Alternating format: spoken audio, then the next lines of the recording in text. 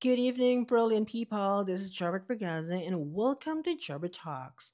In tonight's video, let's try to talk about this topic because I think this one is so important para maintindihan ng lahat, okay? Kasi nga, napaka-fatal nito, especially sa mga teachers na currently connected sa Department of Education. Remember, ang trabaho ninyo ngayon sa Philippines is a permanent position. Okay? At ipagpapalit nyo ito sa isang contractual in Taiwan. Kasi yearly tayong nagre-renew ng ating contract here.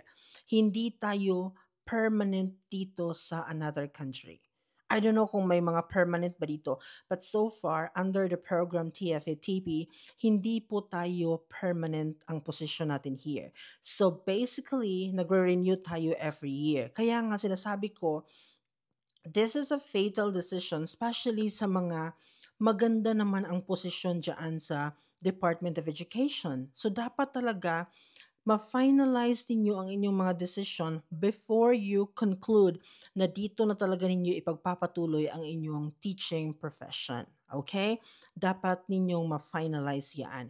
Now, kung ako po yung tatanungin ninyo kung ano or kailan nga ba ang pinaka-perfect moment na mag-finally resign na kayo sa inyong mga trabaho dyan sa Philippines, ang i-consider po natin is the first thing, pag matanggap mo na yung, kasi may hard copy yan mga may tier. Wait lang ha. Kasi parang I'm sweating.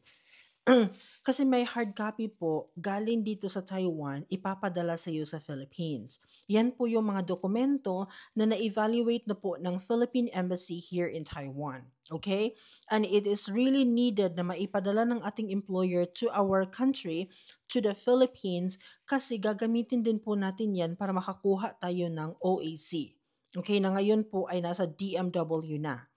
So, part po yan ng mga requirements. Kaya kailangan talaga makatanggap tayo ng hard copy na ipapadala sa atin from Taiwan to the Philippines. Para sa akin po, isa yan sa mga hudyat na pwede ka nang mag-resign. Kasi pag after po kasi ma-evaluate ng MECO yung ating school and other things to be done here in Taiwan, good to go na po talaga yan. Okay? But, back in the Philippines, ano naman ang dapat nating i-secure? Okay?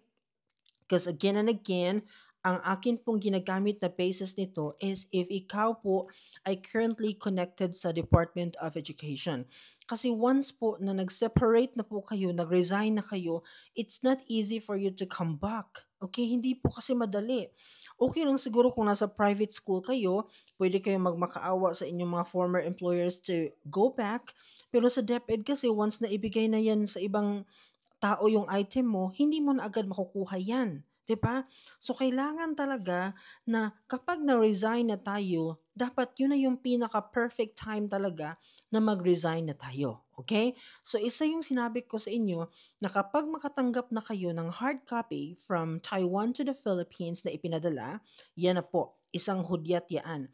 Pangalawa, kailangan nyo pong ma-secure ang inyong kalusugan. Okay? Kasi meron po tayong medical check-up here before po tayo makalipad. So, dapat po, before kayo nag-resign, nakapag-medical na po kayo para malaman nyo kung physically fit kayo na mag-work abroad. Kasi may mga instances po mga my dear, na everything is ready, tapos na ang lahat, pero ang nangyari, nung nagpa-medical ang isang applicant, may na-discover sa kanyang katawan na hindi siya pwedeng makapasok sa bansang yan. Kasi na-encounter ko yan dati eh. Nung nagpa-medical ako, may nakita akong babae doon na umiiyak talaga siya. Tapos, nagkataon na malapit yung upuan namin, so kinausap ko si girl. Tapos, tinanong ko, bakit po kayo umiiyak? Ganon-ganon. Pero in Bisaya, ito kasi sa Davao naman ako nag-medical. Ang sabi niya sa akin, meron daw na-discover sa kanyang katawan na hindi daw pwedeng makapasok sa bansang kanyang pupuntahan sana. So may mga ganito pong mga pangyayari mga my dear na pwedeng makasira sa ating mga pangarap. Kaya dapat po, before kayo mag-resign, see to it na tapos na po yung medical check-up ninyo. Okay? Para alam nyo talaga na wala nang sagabal sa kung ano man yung plano nyo sa buhay. tuloy-tuloy na talaga yan. Kasi pag tapos na yung medical mo, natatakan ka na doon na physically fit ka to work abroad, and then nakatanggap ka na ng documents from Taiwan, yung hard copy talaga ha, kasi andyan yung kontrata mo, andyan yung mga other documents na na-verify dito sa MECO, dito sa Taiwan, ipapadala sa'yo. Kasi yung akin ma-remember ko, nung sinabi sa akin ng sister ko na may dumating na document sa bahay namin, nung pinakita niya, nung pinicturean niya, tapos nakita ko, ito na talaga yung galing sa Taiwan. So, automatically, mga my dear, kasi nasa school ako nung time na yun eh. Automatically, nung araw na yan, nag-submit ako ng resignation.